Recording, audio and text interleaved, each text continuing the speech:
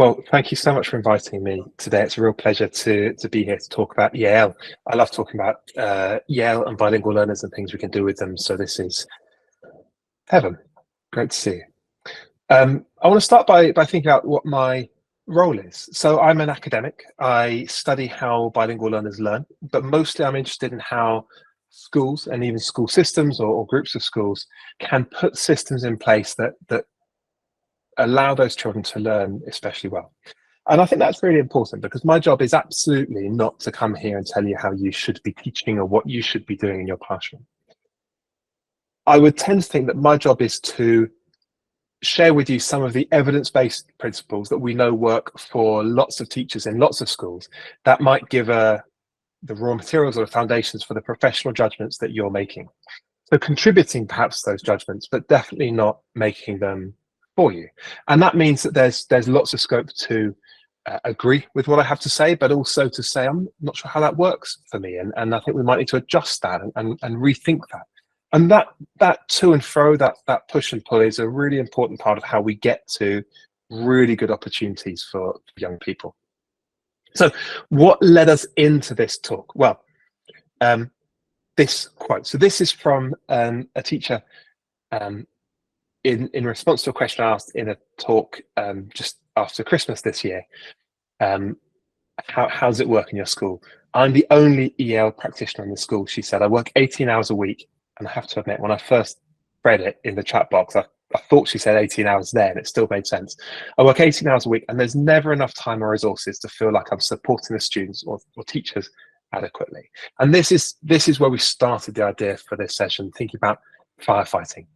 Is it ever possible to get beyond this feeling of constantly trying to catch up, constantly dealing probably with just new arrivals rather than thinking about language needs across the full spectrum of proficiency and across the school? Is it ever possible to get ahead of things? So it's easy for me to say yes, because I'm not the one who has to do it, but I do think it is. And I think from working with schools, and I do try to put my money where my mouth is. I work with some large multi-academy trusts who put those systems in place. And I also work with individual teachers in one school at a time. I think we've got lots of evidence, a good track record that it is possible, but it's not easy. And I want to share some of the things to consider as we go about it. So what am I basing this on? So I'm going to spend just 2 slides sharing some of that background. So this is some of my research. We've just last month, November now, a month before, we had a big launch here in Bristol for what we called the Bristol Plan for Migrant Learners. It's a lovely, slightly grandiose title, but we wanted the city really to get involved with it, and we're very gratified that they did. That was working with teachers, yes, psychologists, immigration solicitors, foster carers, social workers, and many others across the city, looking at what we need to do to offer a really consistent and coherent response when a child arrives, say in their late teens, into the city. And we know that when young people arrive in the UK, and they have a very, very fragmented experience. So we started this project, which is going to continue for a number of years, to understand what practical, real world things need to happen for young people to get a really good experience. And it might surprise you. I'd be very happy to share this this summary report. It's only 4 pages to share it with you. But across that whole spectrum of professional expertise, the number one thing that people said again and again got in the way of their work was accommodation. Whether you're a teacher, a social worker, a psychologist, a foster carer, it doesn't matter. If kids are being moved every 28 days, it is incredibly hard for you to get that kind of traction, to get beyond the firefighting. So we can see there are some things that are potentially intractable, but other things that we can act on that are more like quick wins. And we're going to look at both. You'll also see there a report by Dodd. So we commissioned a political intelligence consultancy to look at the policy framework to make sure there's nothing we're missing. And you also see a report we did there looking at what happens when children turn 16. So a lot of my recent work has been with older learners, but the systems we're looking at equally working with primary-only trusts and across the phases from 4 or 5 years old right up to 18, 19. Now, I said there are things that are intractable, but I want to just put a note of caution there, because it wasn't always so. So those who are as long as I am might remember 2008, 2009. There's a lot of work went into this. There was a big literature review. The then Training and Development Agency for Schools, the TDA, commissioned these two reports, a strategy document and a workforce development priorities document. And I've listed their 4 priorities on the slide. This was a lot of work in recognizing that the UK, or England in this case, had a very multilingual student population, then about 10%, now 20% and above, so 1 in 5 children, 1.6 million children at EAL in the UK. Recognizing that actually we had a multilingual country and we needed teachers to be able to work with multilingual children. We also needed teachers who were multilingual. And you'll notice here that I use teachers, school leaders, TAs quite interchangeably, because for my purposes, although they're different roles, it's people who work directly with multilingual children. So there's a real recognition, and actually teaching assistants were one of the major focuses of this work. Now, there was a change of government in 2010, a bonfire of the Quangos, as it was called, and the TDA went out with it, and with it this work. So we've lost it, but I want to keep this in our conversation, because however much it might feel potentially beleaguered or sometimes impossible, and you know, you think year on year you're going to be having different conversations with people, but I certainly feel like I'm having the same conversation with people year in, year out about establishing for a lot of schools those basic routines. It's not in the Ofsted Inspector's Handbook. It's barely in the teacher standards. It's not really covered in initial teacher education. There's very little CPD in it. It feels a bit hopeless at times, but it really shouldn't, because it was only a few years ago that this was really front and center of what central government were doing. So let's just remind ourselves that we're in a particular historical moment, and 10 years from now, things could look very different. Okay, and the final sort of preparatory thing I want to say is join us. So we have a mailing list. It's got about 350 people on it. That's the QR code to take you to it.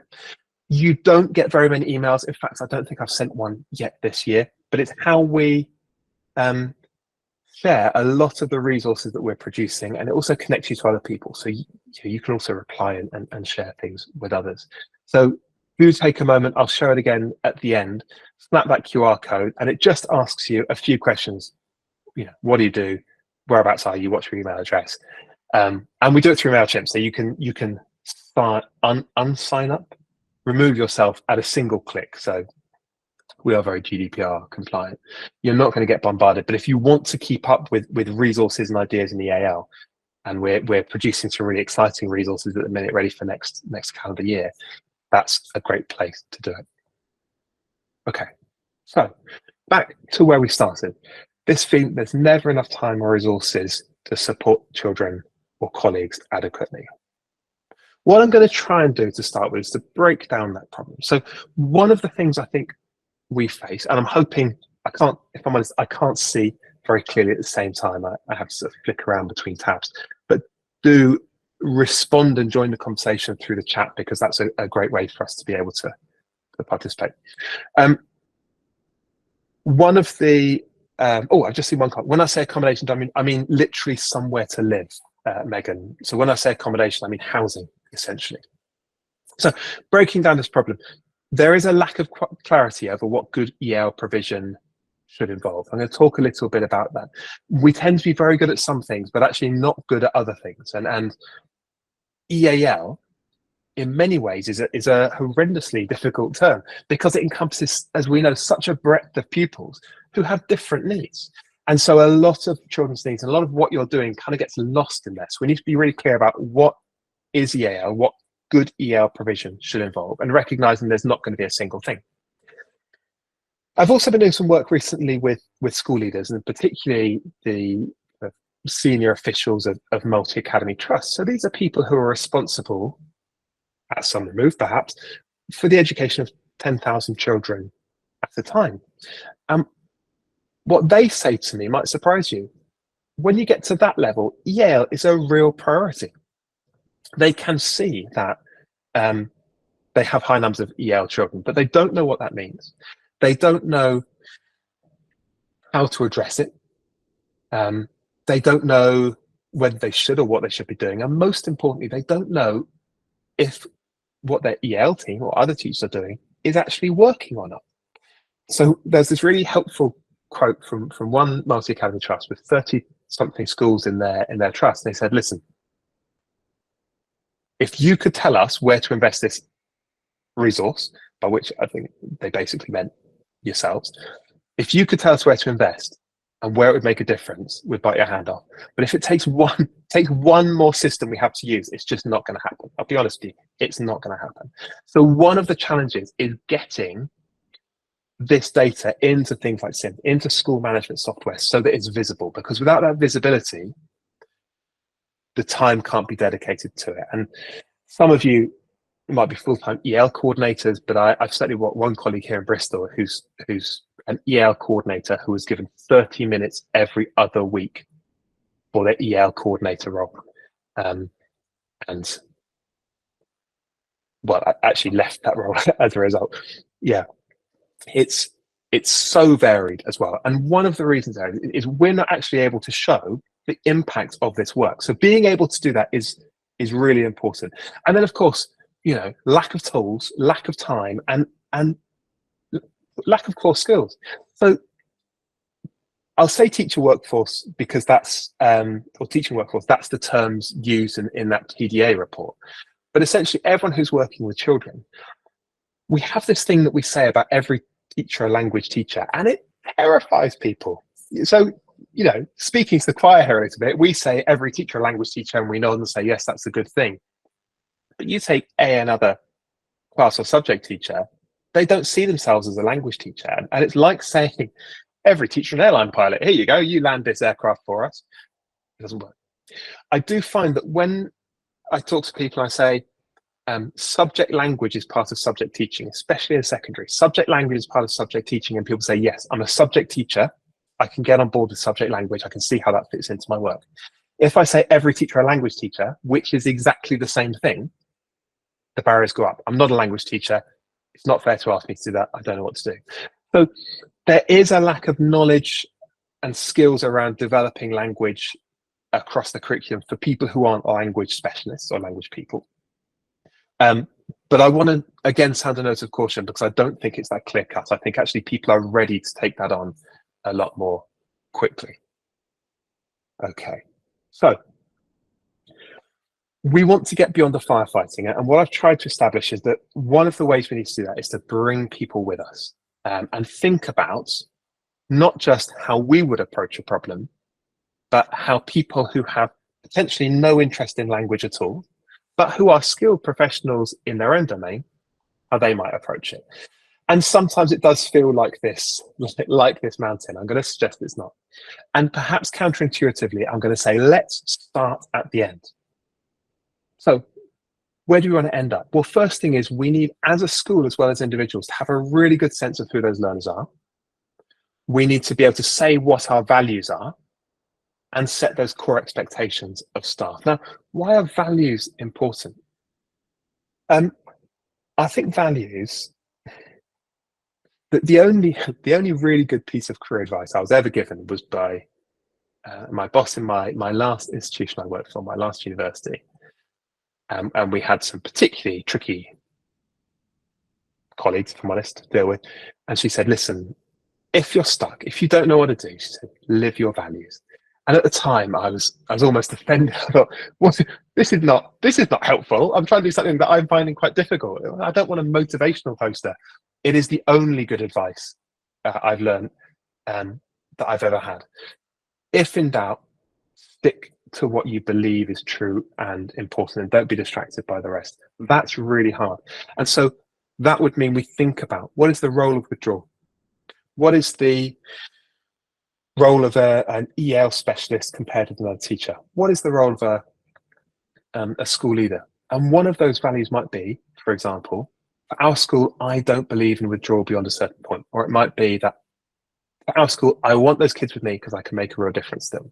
If those are really worked through, you stick to them because there's a lot of pressure to keep going from pillar to post. So working out where your lines are gives you a lot more confidence to stick to them, but it also allows you to articulate them to others.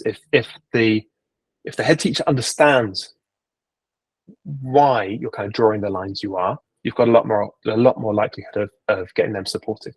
And the other thing is, part of that is I mean, a mixture between, as you say in the chat. I'm not going to tell you what your values should be, obviously, or where your lines should be. And obviously, there's going to be some movement because we are, we're not absolutists. But there's that sense you're always under pressure to kind of deal with bilingual kids so that other people don't have to. And so it basically fix this multilingual child, then they can come in my class. And somewhere along that spectrum, you've got to work out, okay, so why do I say I can do this with them but not other? At what point does it become part of our expectation as a school of every teacher? What should every teacher be doing? So starting with that, and it takes time to develop, of course, but starting with that sense of what you're about really more worked out. I think actually, I mean, I know they're cheesy, but a bit of a mission and value statement is probably not a bad thing to do. Working out how that all fits together becomes, I think, quite powerful. And that leads you on then to be able to be a bit more proactive. Now, this is really a point for school leaders, but it's worth noting that there's just not enough good EAL specialists out there to hire. So you can't just hire in this expertise. There's a lot fewer people who can do this than we need. And that's because the expertise has been hemorrhaging out of the system for nearly 15 years now. So if you're a school leader, you're probably looking 5 to 10 years ahead to think about how you are developing that capacity in your staff and what it takes then to make sure you've got people in every school that you need. Working with one big trust, for example, I would say we spent 3 years on it and we're just about getting there. And it's been 3 years of intense work for them to kind of get some of the capacity in the right places and work out where those places are. So it's not a small thing to do. That's what gets the results over time. So how do we get there? Well, here's some practical questions we might ask. I find it's often helpful to think of bilingual learners rather than EAL learners, because EAL becomes a bit of a category. So EAL learners, EAL teacher, but actually learners who are bilingual are in every classroom. So here's some questions we might ask of every school. Does the school have a mission statement? I know it's a bit cheesy. I do like them. I think it really helps. That makes clear your commitment to bilingualism. So very commonly, you go to a school, the word welcome is there in 20 languages around the reception area. You say, can I meet the EAL teacher? They say, certainly, come with me. You go down the corridor, around the corner, down the other corner, past the lunch hall, round another corner, out in the playground, back in, out in another playground. There's the porter cabin at the end. And that's where the EAL support is happening. You think, oh, yeah, right. So 20 languages around the reception area, but the bilingual children and their teachers are right out over there. That's not a clear commitment to bilingualism across the school. So is there somewhere, and lots of schools do have on their websites even, a statement about we value children's bilingualism, and then you can have that conversation. How are you putting that into practice in your class? And we might also ask, do you have a school language policy? These are easy. I mean, I can look. I can write one for you about half an hour if you want, but it won't be useful. What you want is that process of conversation, maybe through a couple of inset days, maybe involving children as well, to get that policy agreed. So there's that shared sense of what is language in our school. Now, some schools will have this and they'll have a really clear sense of what they're about. For others, it's not actually been brought to the surface yet and thought about. But if you want to get away from the firefighting, having that sense of what you're trying to achieve in the long term is really important. And I have to say, all of this is free. Right? There's no cost apart from people's time, and you're already paying for people's time. And the final thing is, then we can start looking at, okay, so how is language development happening in every class, in every subject area, in every topic? So one thing we can then look at once we know what our expectations are is how we put that into practice. And part of that conversation, and it is a conversation, and it will play out over time. So if you're coming to a Thursday evening TeachMeet about developing EAL strategy, you are, I'm sorry, one of life's EAL nerds, and welcome, because so am I, and we're a sparklingly beautiful group of people. You kind of, if you're here, I'm assuming you're here because you want to think more expansively about the work you're doing. So let's think, okay, what is our goal then? This is the previous slide, I think, is things that you might try and get your school leadership to lead on. These are questions that you're best placed to answer. Are we trying to make our pupils bilingual?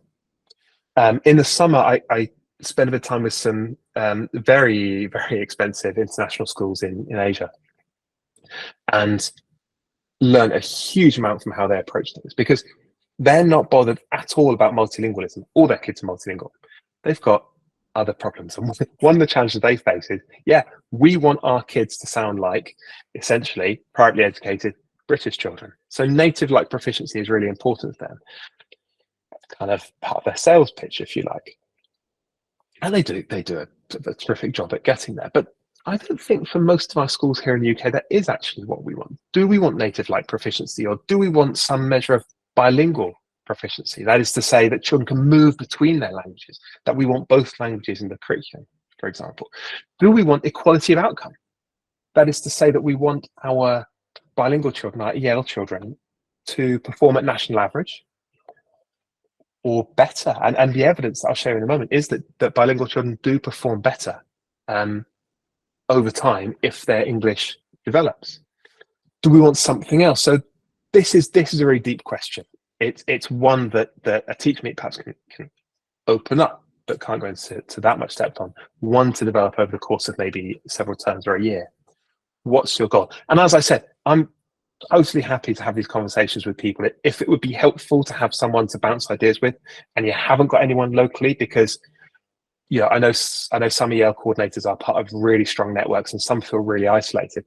My email's on here. Just drop me a line, right? I'd always be happy to bounce ideas around with people. I don't know what the answer is for you, A, B, something else, but I'm very happy to kind of chat around it to find it. Okay. And this is where it comes back to that thing about the school. How does it fit with what you want for your children, with the community you serve, with the teachers you work with? How does it all fit together? Okay, so here we go. You'll notice, by the way, I mean, I just like mountains. I used to live near some mountains, and it's left me this thing. So I tend to put loads of mountain slides on my mountain pictures on my slides, just because they make me happy. But I'm going to pretend it's a really deep metaphor. So we've gone from the big kind of scary mountain, and we seem to have reached this peak, this beautiful lake. So we're making some progress now. Okay, so who are our bilingual learners?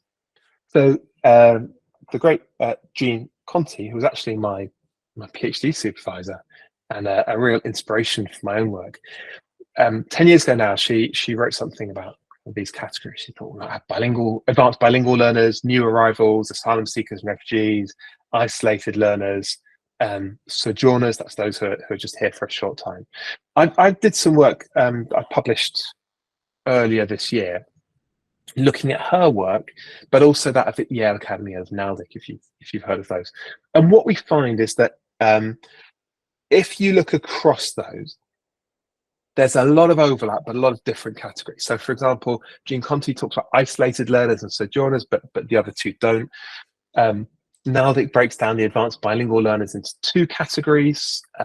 Them and the EAL Academy break down new to English into two, and I think there's probably 3 or 4. I think I counted up 15 different ways of categorizing EAL learners, and I in that published a book chapter. I'd be very happy, again, just ping me a message, I'll send you over a copy. I started looking at how we might turn that into a simple tool, really a kind of checklist thing. Okay, so who are our pupils? And the reason for that is that we tend to say these are our EAL learners, and I find that people tend to be really, really good at saying who their EAL learners are. But you tend to have one curriculum response, maybe graded by level of proficiency. So this is what we do with our new to English learners, this is what we do with our intermediate and our advanced learners. But that's not always the same as what you said are your demographics. So I was in a school in Bristol a little earlier this year, and the EL coordinator spoke really fluently about the groups of pupils they had, and essentially had 2 or 3. Like, this might be similar to your school, I don't know. They had European children whose parents had moved here largely for work, age-appropriate schooling, very secure family lives. Parents were in work here, didn't speak English, but otherwise were very similar to children, the kind of the English monolingual children in school. And then they had a group of children they kind of classed together from places like Afghanistan or East Africa, Eritrea, for example, who had had really traumatic gaps in their schooling, really traumatic migrations, often coming here seeking asylum with their family. It was a secondary school, so some were unaccompanied, and they had missed a lot of schooling. They didn't have such strong literacy in their first language. They had a lot going on. That was a very separate kind of experience, the European children. And then, of course, they had Ukrainian children, and that's is it an extra category? Is it not? Because it's a bit of both. These are children with age-appropriate schooling, with kind of strong family support, but dad was probably fighting. Mum had come over here with the kids, often through the Homes for Ukraine scheme. They had a lot of the trauma, but it was, I don't want to try and rank things, but it was very different in nature to the kind of years of challenges that the children from Afghanistan had, for example. And we might expect, we did at the time, that what was happening in Ukraine would pass, and it hasn't, and that's added more complexity to it. So, well, it's a bit of both categories, really. But when we talk about their curriculum response, well, they had one, right? This is what we do with beginner learners, and this is what we do with more advanced learners, and so on. So we've got that challenge. What they really needed was 2 different curriculum responses to be able to capture the needs of those 2 groups, and we don't often do that, and that then makes it really complex. I've just flicked back to the other screen. I can see that Aldona has put in, it's so difficult to have a goal for EL learners as a whole. Absolutely, and I think this is why, because there isn't always a group of EL learners. One of the ways to get away from the firefighting is to have the time to do that bit of analysis. And I'm going to be honest, I'm pretty confident that you know all this already. It's just a matter of pencil and a bit of paper and just working it out, getting your thoughts on paper. So you might have 2 groups, you might have more groups, you might have 1. And some schools will have, let's take a stereotypical school in somewhere like Bradford. Very long-standing bilingual communities, very, very settled, lots of teaching assistants from that community, and a number of teachers as well. And so it's really predictable in that way. Take a school in another part of the country, different school in that part of the country, you've got very high levels of mobility, lots of different profiles, if you like. It's going to be very different. So that's the next step. Once we've got a sense of how does it all fit into the school, what are our guidelines, then we can start thinking about our curriculum options. And that allows us to start making progress. Now, listen, I over prepare for every talk I do, and I've got probably about 4 hours worth of material I'd love to share with you. So some of this, I know, forgive me skipping over bits, some of this is really for us to refer to later if you want to. I won't talk about it so much, but I wanted you to have it anyway. This is a table that I will very briefly share, just to give a bit of context and confidence. So this is looking at groups of pupils in local authority consortia in 4 wide areas of the country. And what it's showing is how many school years on average, that's the mean, the M category, it takes to move from level A, so beginner proficiency new to English, to B, or A to C, A to D, A to E, which is highly fluent, and so on. And have a noodle around this when you get a chance, but what you'll see is that getting up to stage C is reasonably quick for most pupils. So a pupil arriving in primary, most pupils will reach stage C, that intermediate level, by the time they leave primary. It takes a lot longer to get up to stage D and E. There's higher levels of proficiency, they're slower. There's a real kind of slow down in progress, because actually what's happening is it's broadening and deepening. So it looks slower, but a lot is happening under the surface. And the reason I kind of give you this table of figures, and by the way, it's a real, some people sit up so straight. As soon as you see a table for a slide for a figure, that, right, I love it. Some people, I have to admit, I'm one of them, just go, oh, what does all that mean? The thing I'm trying to say here is that level C is where the magic happens. Once you get up to that level C, children have a much better chance of accessing the curriculum. So when we're thinking about those different curriculum responses, one evidence-based thing we could be doing is saying, right, first of all, how do we get all children up to stage C? And I'm using the Bell Foundation's proficiency in English measures here. How do we get up to stage C? Because then children have a good chance of accessing the curriculum. And then how do we go further than that? And I think further than that, I'll talk to you about in a moment. It's complex, but doable. Getting up to stage C is a really legitimate goal as an early priority. So that's slightly different to firefighting, because that gives you a clear target rather than just working with the nearest to English children, and it's measurable. So that's the kind of thing again that you can start reporting and getting better traction on. Okay, pause. I'm going to take a sip of water. So now I'm going to start talking about some of those classroom strategies. I do this, I hope, with all due humility, that I don't do your job, but hopefully the work that I do contributes usefully to your work. So I like to get my own assumptions out there so you can critique them. I assume in the work I do that children are going to learn best in the mainstream classroom, not in withdrawal, because that's where the peer language is, that's where the most expert teacher is, particularly where you've got subject specialist teachers. That's where they get everything else that's going on. That's not always possible, but that, I would say, is where learning is most effective. So that could be another part of our principle, is how do we get kids there as soon as possible? And that goes back to what we talked about, what is the teacher's role, like the non-EAL specialist, and what are the EAL specialist role? I think if let's just see what you can try. So most people think that they can teach this much, like a bilingual need of this much. Actually, with a bit of help, they can teach this much. Some kids still fall outside that, and that's where they're going to need withdrawal. But you can expand that range of what a non-specialist teacher can do, can be confident doing, relatively easily. They can usually do a lot more than they would feel they could. So Megan in the chat there saying they need one-to-one get up to steam. Great. I would just ask you, what does it mean to get up to steam? How do you know when they're up to steam? And how do we articulate to others? And then what's the handoff to others? So completely agree. Very legitimate goal, but I'd just say, right, let's specify that then. What does up to steam mean? Because the temptation is always to hug them tight, keep them close. That's where we feel we can do the most good.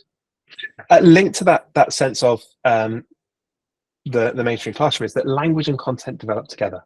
Huge body of research around this, that getting kids access to language is going to make that real difference. So learning content is going to support their language, learning language is going to support their content. That means a language focused withdrawal is going to be less effective. But the more that we can do to help them access curriculum content, in whether it's in working with a TA or an EAL specialist, or in withdrawal or in the classroom, that's going to make a big difference. And also just noting that, listen, what EAL learners at all levels of proficiency face is a big challenge. Learning a language and learning through that language is hard, but actually it's on a continuum with what every other child is doing, and that's really important. Just as normalizes what bilingual children are doing. Okay, so here's a view from the top of the mountain now. We've done all our groundwork.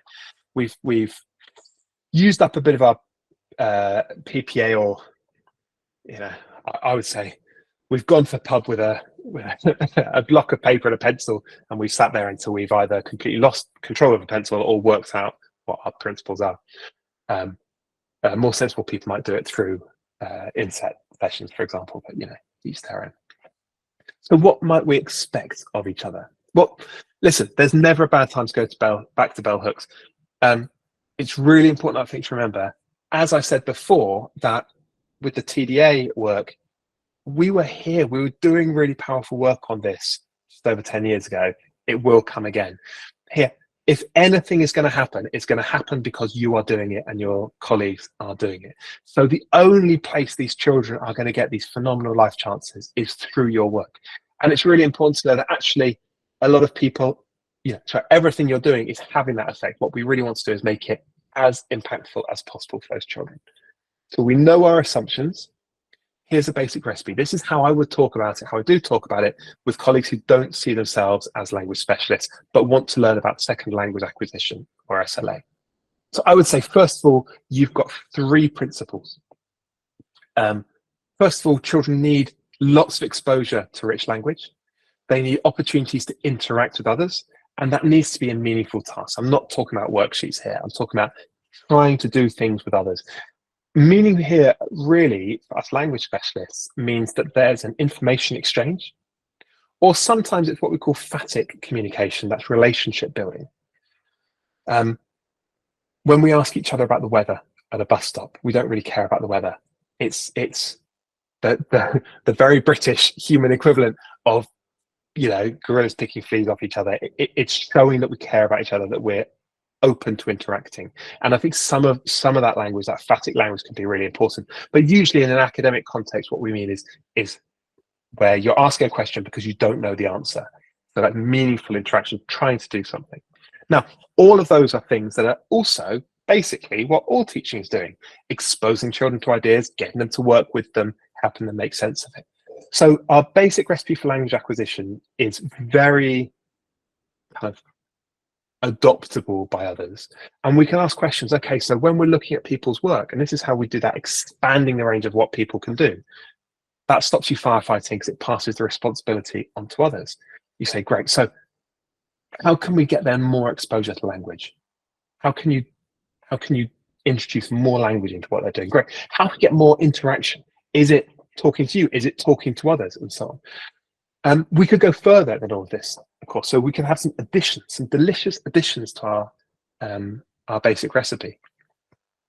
Really helpful if children can notice the gap. So oracy is really powerful here.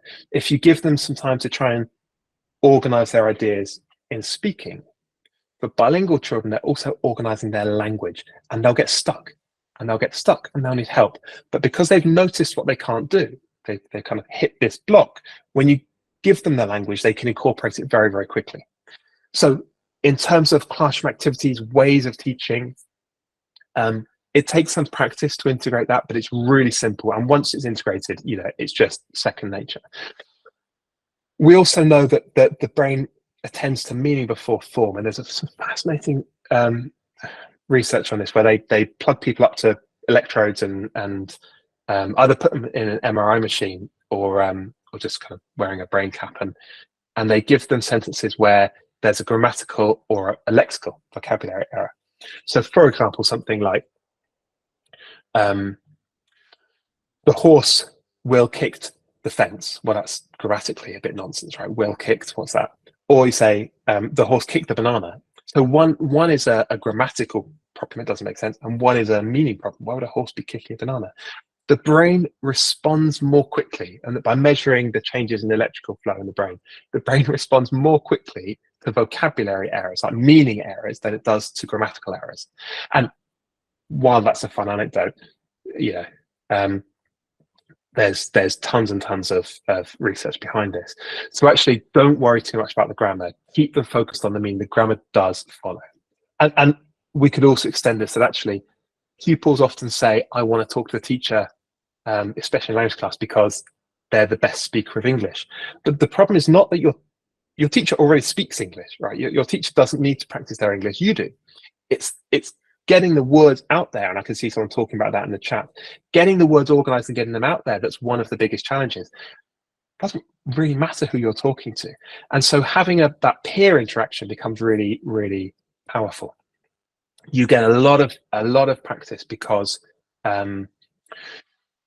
you're practicing, you're the one doing the work. Okay, I'm just looking at the chat here slightly. Yeah, okay, so what can you do in terms of developing those skills? Here's some ideas. So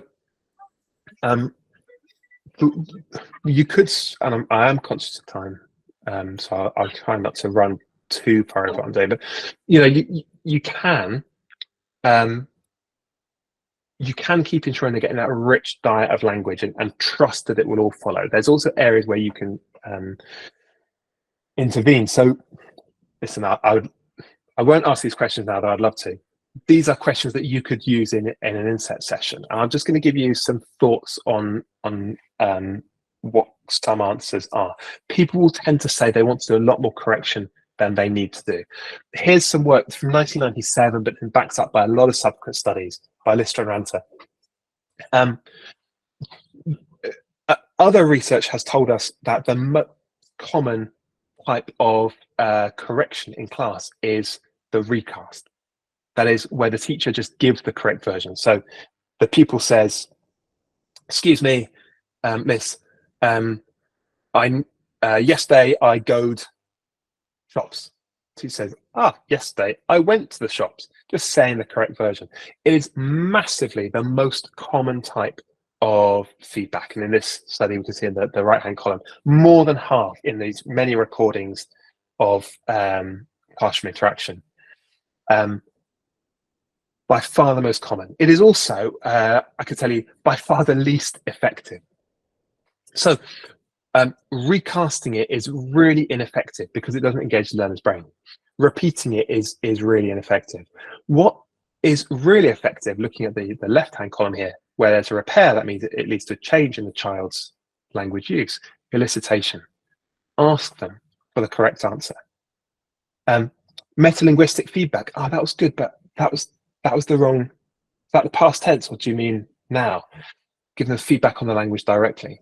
So what we can see here is, if you want to teach grammar, a great way to teach grammar is to ask the pupil to address it directly. So a tiny example here in terms of the feedback you're giving, just naturally as you talk to pupils. The way that we do it mostly is the least effective. Whereas a few changes in that strategy and that technique will make a huge difference. And that's one of the ways that you can get grammar in through the side. So what I'm trying to say is that there are basic classroom strategies that are accessible to absolutely everyone. And that can be the foundation of your whole school approach to developing bilingualism. It can be performance management. There's absolutely no reason in a multilingual school why it shouldn't be in people's annual review to talk about how they're developing their skills. It can be part of your school's continuing professional development. But that idea that there are basic strategies that everyone can use, I think is really powerful. Okay, I'm very conscious of time now, so I'm going to share a couple of quick wins. The quickest ways that I've found to raise the level of what's happening. Number one is upgrade your assessments and make sure they reach people. And number two is to appoint a senior lead with responsibility for EAL. So, short version of how to upgrade your assessment. If you're not using the Bell Foundations assessment, please do. Build on that to create profiles, which could just be on half the side of A4 for those different demographics. So the school I talked about, they've got their kind of European children, if you like, and what they called their refugee children, although technically they weren't all refugees. You could make a sheet of paper with some teaching tips and things to watch out for.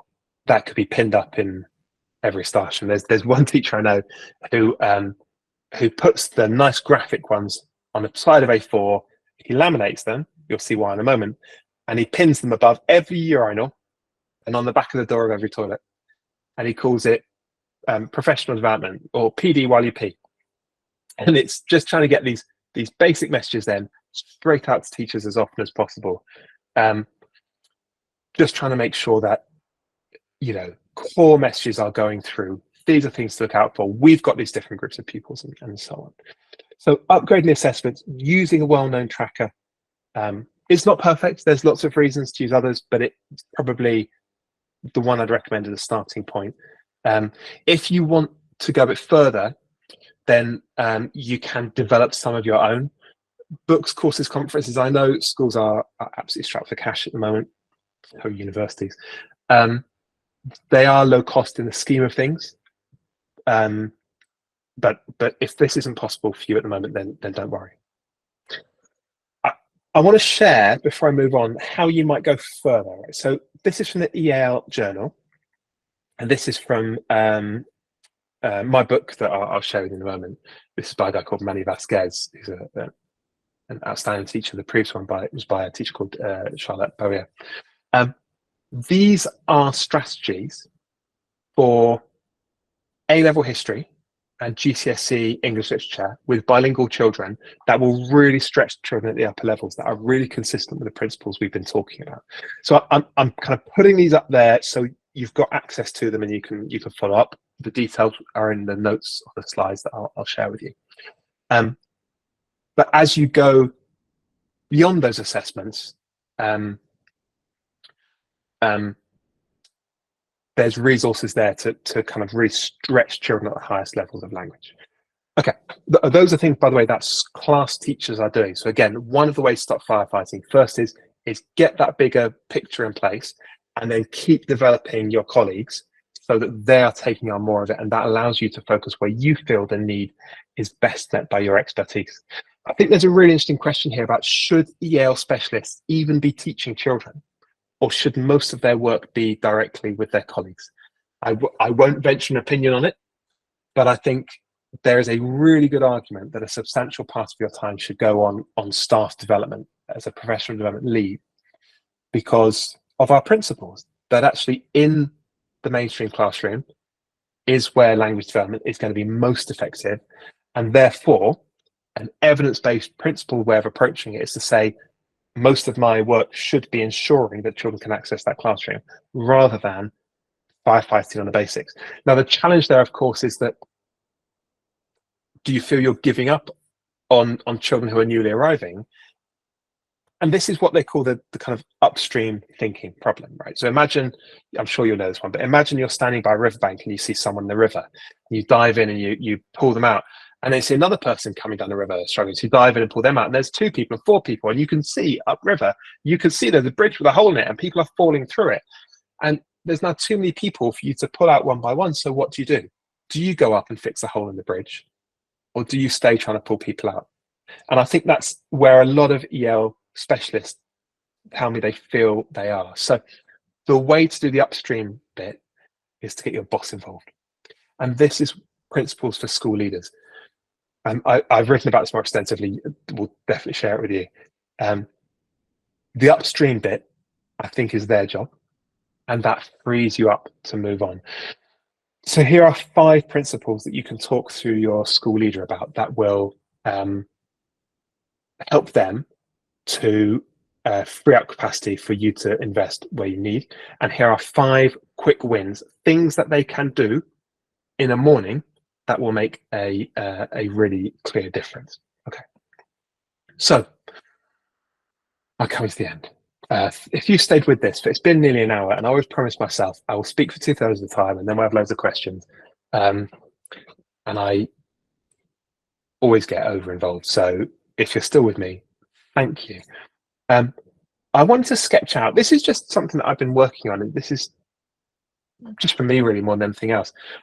Could there be a trajectory that would take people from where they are now to, I guess, leading across their school and even other schools? And I think there is. And perhaps it might have stages a bit like this. So if you're looking to if you're looking for a bit more of a roadmap of how you might put some of this into practice, I would start with something like this. So I've started by talking about EAL audits and thinking about assessments, because that's one of our quick wins. And then that 3rd stage, once those routines are in place, then I'm thinking about working with new arrivals. That gives you a bit of the upstream stuff. It gives you a bit of space, because now you've got a process where kids are coming in, and process is so important. I'm not particularly shilling my own book, but I did write it so I could give it to people and have a more fully worked out version of it. I'll share it in the final slide. But you have got about, I guess, 14 practical activities to help you develop this if you want it. Oh, we're there. Okay, so they did say I could put a little slide on for the book, and this is going to be my closing point. The book, Teaching EAL, Evidence-Based Strategy to the Classroom and School, is my attempt to put down these principles in a more usable way. So it kind of extends from where we are now. And I would say If you would like to think about how to develop school level, evidence-based, really effective principles for supporting EL learners, again, not telling you what to do, but hopefully giving you the resources then for making the professional decisions that you want to be making, then I would strongly recommend it. I hope that this will sell enough copies one day for me to be able to afford a copy of my own book. So we had a conversation about it, and it is priced essentially to be the ebook. I think is a tenner, so it's not one of these £100 academic books. I hope it's really helpful to people. If not, you are absolutely welcome just to ping me an email. My email's on the front slide, but it's just robert.sharples@bristol.ac.uk. If you want to talk this through, do. And if you haven't joined NALDIC, the Subject Association for EAL, please do. Their conference is coming up in a couple of weeks. We're actually the University of Bristol sponsoring their conference as a way to get some of our research findings directly to teachers. And it's in Gloucester, and anything in the West Country has got to be good, right? I mean, it's just simply the earth. Do come see us there, but their regional groups all around the country are free to join, and you don't have to be a member. And if you're looking for a community, that's probably the absolute best place to connect with other EL specialists.